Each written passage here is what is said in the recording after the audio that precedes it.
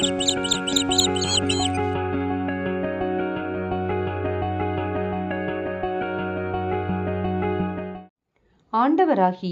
இயேசு கிறிஸ்துவின் இனிய நாமத்தில் பனிமய மாதா ஜெபக்குழு சார்பாக உங்களை சந்திப்பதில் மிகுந்த மகிழ்ச்சி அடைகின்றேன்.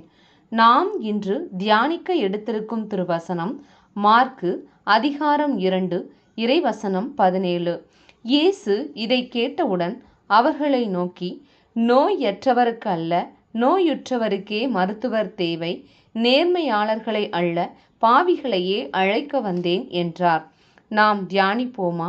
கிறிஸ்து இயேசுவுக்குள் பிரியமான சகோதர சகோதரிகளே, கிறிஸ்து இயேசுவின் அன்பும் சமாதானமும் உங்களோடு என்றும் இருப்பதாக.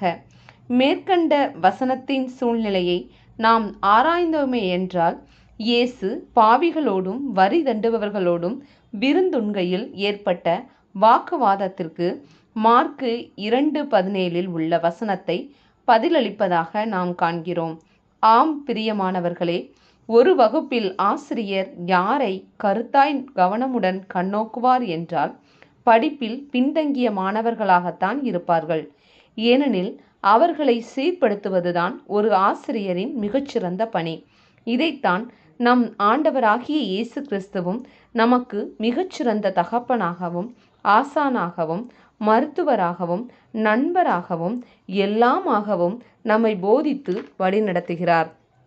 அவருடைய மீட்பு திட்டத்தில் நம்மையும் சேர்க்க அவருடைய மாசற்ற தம் கடைசி துளி இரத்தத்தையும் நமக்கு விலைக்கிரயமாக கொடுத்துள்ளார். எவ்வளவு அன்புள்ள தகப்பன் அவர்! நம் பிணிகளையும் சாபங்களையும் தரித்திரங்களையும் குறைவுகளையும் கல்வாரி சிலுவையில் ஏற்றுக்கொண்டு நம்மை நிறைவை நோக்கி வழிநடத்துகிற தகப்பன் அவர். நம் வாழ்வில் நாம் சந்திக்கின்ற ஒவ்வொரு நிகழ்வுகளிலும் நம்முடன் பயணப்படுகிற நேசர் அவர். நாம் அவர் மந்தையின் ஆடுகள். மேய்ப்பனின் குரலை கேட்டு அவர் வழி நடந்து அவரது சாயலை பிரதிபலிப்போம், சாட்சியாய் வாழ்ந்திடுவோம். நாம் ஜெபிப்போமா? கிருபையும் இரக்கமும் நிறைந்த நல்ல தகப்பனே, இந்த நாளுக்காக நன்றி செலுத்துகிறோம். நாங்கள் சந்திக்கும் எல்லா நெருக்கங்களிலும் உமது கரம் எங்களை திடப்படுத்தி கொண்டிருப்பதற்காக நன்றி இயேசுவே. எங்களின் சுமைகளை நீர் சுமந்து எங்களுக்கு இளைப்பாறுதலை தருபவரே, எங்களை வாட்டும் உலக கவலைகளிலிருந்து எங்களை விடுதலையாக்கி உமது பிரசனத்தில் என்றும் தொடர்ந்து வழிநடக்கக்கூடிய கிருபையை பொழிந்தருளுமாறு உம்மை வேண்டுகிறோம். இந்த எல்லா மன்றாட்டுகளையும் இயேசு கிறிஸ்துவின் அதி உன்னத நாமத்தில் ஒப்புக்கொடுத்து ஜெபிக்கிறோம் எங்கள் நல்ல பிதாவே, ஆமேன். இந்த நாள் மகிழ்ச்சியின் நாளாக அமையட்டும். Praise the Lord.